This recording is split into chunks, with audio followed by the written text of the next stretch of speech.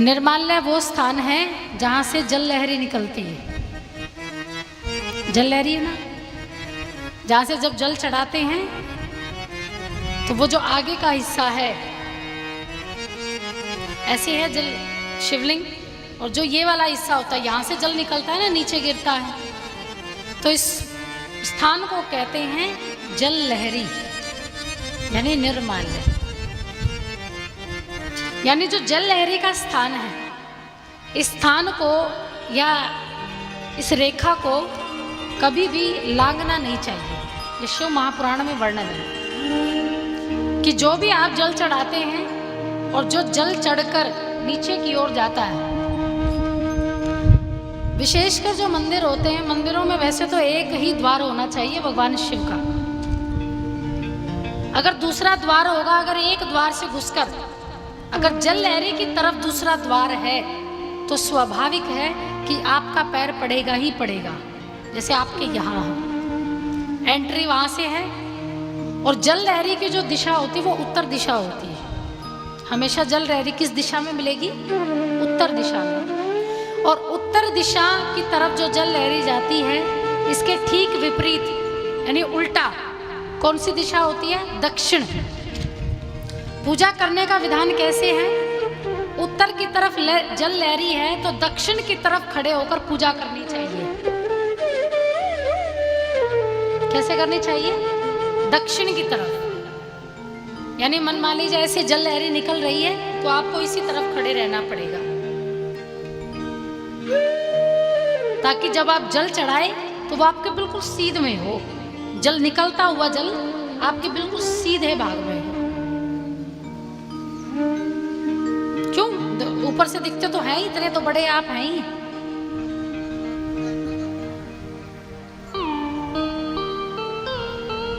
दक्षिण दिशा में खड़े होकर जल का लोटा लेकर इधर भी डालिए, इधर भी डालिए, बीच में डालिए, फिर इधर डालिए, फिर इधर डालिए, फिर शिवलिंग पर डालिए। बस आपकी हाइट छोटी इसलिए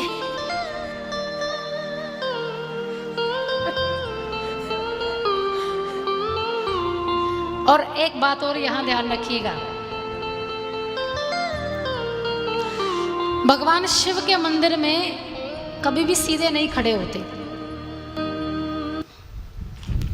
यहाँ तो देखिए, मैं नहीं जानती, अभी थोड़ा ध्यान से इतना ध्यान गया नहीं है, परंतु जितने भी आपने ज्योतिर्लिंग देखे होंगे, वो ज्योतिर्लिंग कैसे बने हुए? कभी कोई किसी भी ज्योतिर्लिंग में गए होंगे तो वहां पर झुककर जाना पड़ता है, आप सीधे नहीं जा सकते।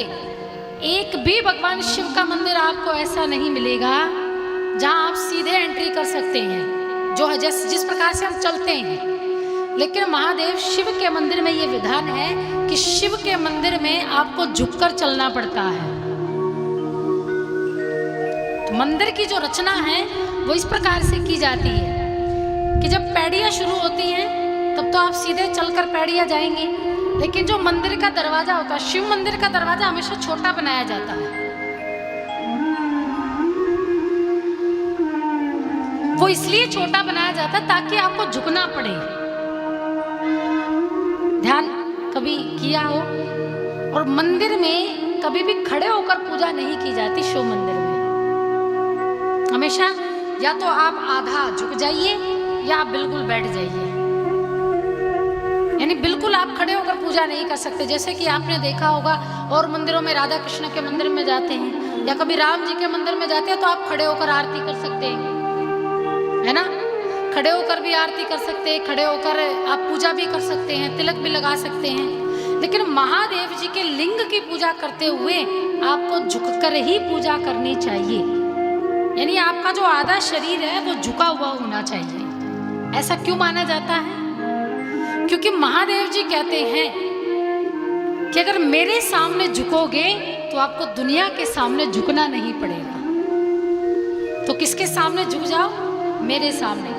आप महाकालेश्वर चले जाइए उज्जैन में, वहां की जानते हैं क्या परंपरा महाकालेश्वर की? महाकालेश्वर के मंदिर में मंदिर के बाहर से कोई बारात भी नहीं जा सकती। वहां का विधान है कि वहां पर आसपास अगर किसी के घर बने, किसी की शादी हो रही हो, या किसी बेटे की शादी हो, या किसी बेटी की शादी हो, अगर बेटी की शादी और बारात आ रही है, और जब मंदिर पड़ गया बीच में, बारात आते आते मंदिर पड़ गया, तो वहां पर बैंड बाजे बंद करने पड़ेंगे। बैंड बाजे नहीं बजा सकते और घोड़ी पर नहीं बैठ सकते, आपको घोड़ी से नीचे उतरना पड़ेगा और बैंड बाजे बंद करने पड़ेंगे और झुक कर जाना होगा वहां से। ऐसा क्यों है? क्योंकि बाबा भोलेनाथ कहते हैं इस उज्जैन की नगरी के राजा हम हैं। इस उज्जैन नगरी के राजा कौन है? हम हैं। तो यहाँ और कोई घोड़ी पर बैठ कर आए, ये हमें स्वीकार नहीं है। तो वहां का ये विधान है। तो वहां पर अगर किसी की बारात भी जाती, किसी बेटे की बारात जाती है, तो वो घोड़ी पर बैठकर नहीं जा सकता। बाबा रुष्ट हो जाते हैं उससे, तो उसको घोड़ी से नीचे उतरना पड़ता है।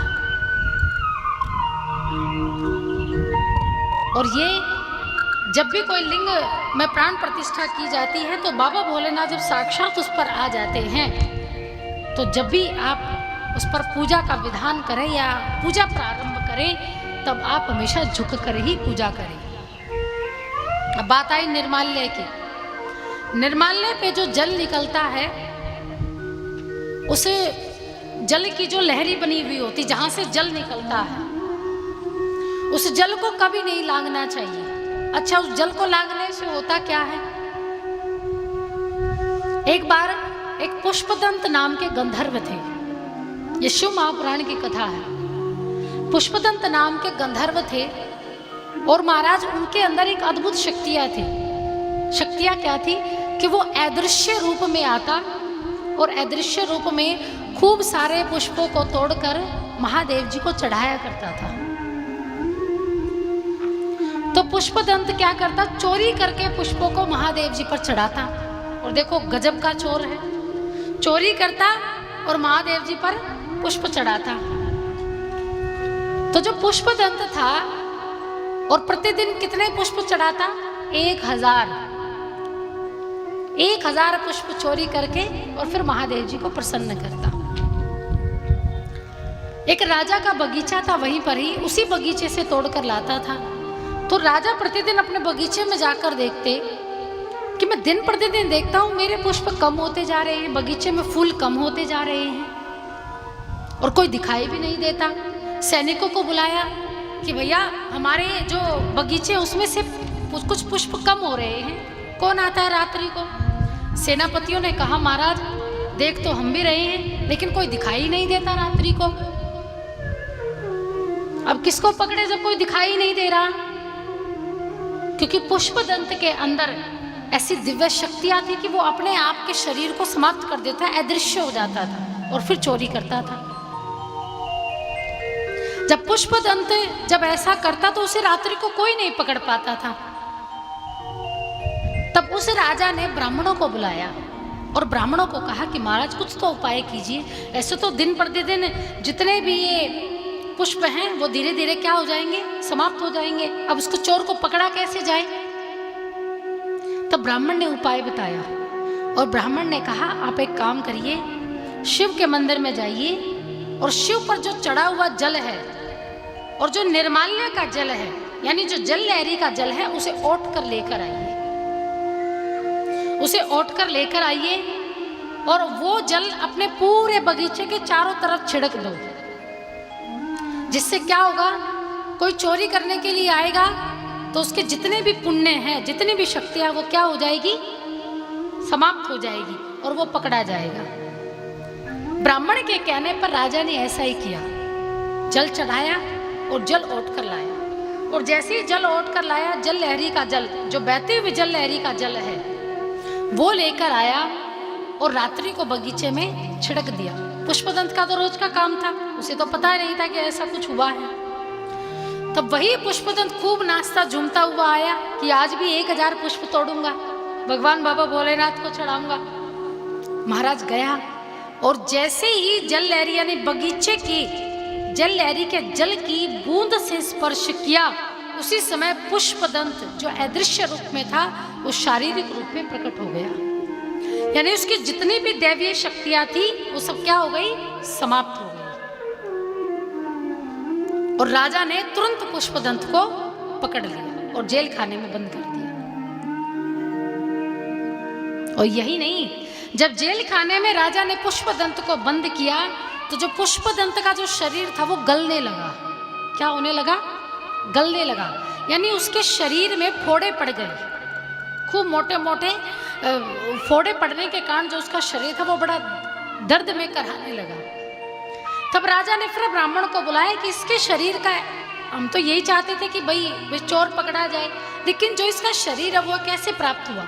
तब ब्राह्मण ने राजा को कहा कि राजन, ये निर्माल्य के जल के छींटे से ही हुआ है कि जो भी व्यक्ति निर्माल्य से निकले हुए जल को लांग देता है उसको शारीरिक कष्ट भोगना पड़ता है। जो जल लहरी का जल है या उसको लांग देता है या जल लहरी के जल का अपमान कर देता है तो फिर उसके जो शरीर है, व्याधियां हैं, उसको वो प्राप्त हो जाती है। तो इसका क्या उपाय। तब कहा कि इस गंधर्व को शिव महापुराण कथा सुनाओ और 7 दिनों में अब जितनी भी गलतियां हैं जो आपको स्मरण आ रही हैं, याद आ रही हैं, वो 7 दिन के बाद समाप्त हो जाएंगी। क्योंकि धीरे धीरे ज्ञान होगा, आपको पता चलेगा, तो उसके बाद फिर आप नहीं करेंगे।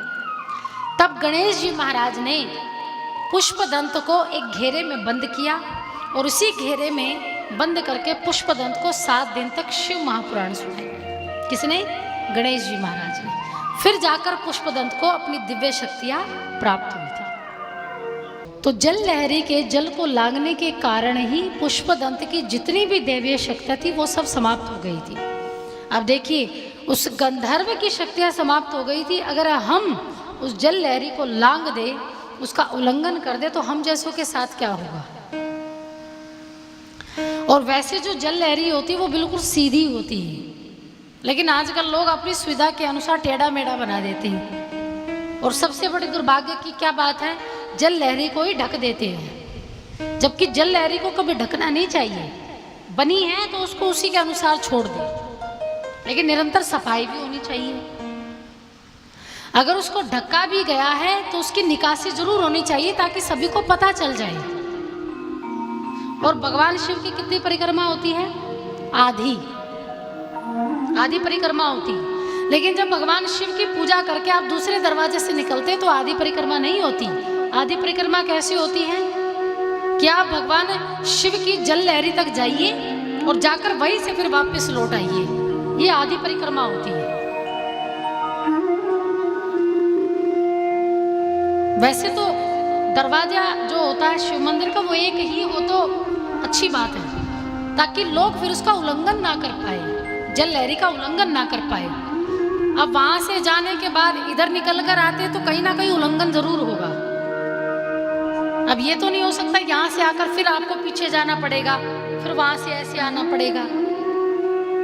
मंदिर के अंदर से ही वापिस होकर जहां से आए हैं वहीं से निकल जाए, ये आधी परिक्रमा होती है। अब मान लो आपने तो चलो मंदिर का निर्माण किया है, अब जिसने मंदिर का निर्माण करवाया है, मंदिर बनवाया है, अब उसी को तो ही पता है कि जल लहरी कहाँ है, और बाकी दूसरे को ना पता हो तो फिर बेचारे के तो वैसे ही करा कराया सब खत्म है कि नहीं। और जो लोग दूसरों को दोष देते हैं, ये दोष देते हैं कि यार जल लहरी ये उलांघना नहीं चाहिए, ये जो दोष है ये उन लोगों पर नहीं लगता जो ज्ञान देते हैं, जो बड़े बड़े संत होते हैं, महात्मा होते हैं। कहते गुणवान को कभी दोष नहीं लगता, जो समर्थ होते हैं उनको कभी दोष नहीं लगता। ये भी ध्यान रखिए, समर्थ को दोष न लगे गोसाई, कि समर्थ को कभी दोष नहीं लगता। तो दूसरों को कई बार ज्यादा ज्ञान बांटना भी अच्छा नहीं होता। बस इस बात का ध्यान रखिए कि आप मंदिर के अंदर हैं, आपको पता है कि जल लहरी इधर है, क्योंकि उत्तर दिशा की तरफ ही होती जल लहरी। जहां जल निकलता है वही जल लहरी होगी, कहीं ज्यादा सोचने की जरूरत ही नहीं है। जहां से जल निकलेगा वही जल लहरी। जल लहरी को स्पर्श किया, उसके थोड़े से जल को अपने मस्तक पर लगाया और वहीं से वापिस होकर वहीं से निकल जाओ जहां से आपने एंट्री की थी। ज्यादातर मंदिरों में एक ही दरवाजा होता है, तो अब थोड़ा बनाने वाले की भी गलती हो जाती, बनवाने वाले की भी थोड़ा उसकी भी त्रुटि हो जाती, तो उस त्रुटि को भी शुरू में ही शुरुआत में सुधार लेना चाहिए। और जल लहरी कभी टेढ़ी मेढ़ी नहीं होती, हमेशा सीधी होती है। और जहां जल लहरी हो बिल्कुल सीधी हो तो वहां पर जाने का तो रास्ता बनाना ही नहीं चाहिए और निकलने का रास्ता भी नहीं बनाना चाहिए, ताकि भूलवश भी अगर कोई बाहर का भी आए जिसको ना भी पता हो तो उससे भी अपराध ना हो, उससे भी ये पाप ना हो। तो पुष्पदंत ने जल लहरी का उल्लंघन किया था, अपमान किया था, जिसका परिणाम क्या हुआ? पुष्पदंत की जितनी विद्याव्य शक्ति थी वो क्या हो गई थी? समाप्त हो गई थी। तो निर्माल्य जो होता है, जो ये जल लहरी होती है, इसको कभी भी लांघना नहीं चाहिए।